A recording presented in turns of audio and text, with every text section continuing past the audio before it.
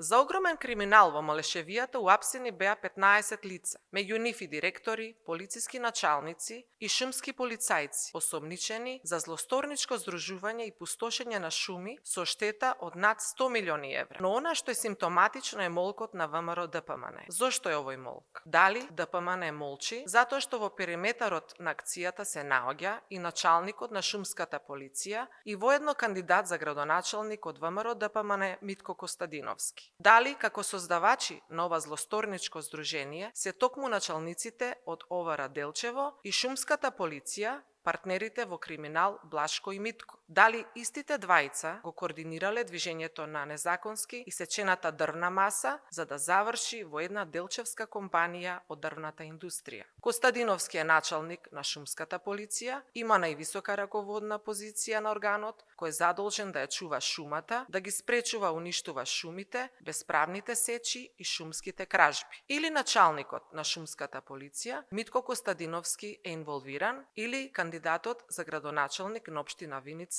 од ВМРО ДПМН е неспособен соодветно да извршува својата функција. Трето, нема. Ова е кадарот што ВМРО ДПМН го нуди на граѓаните.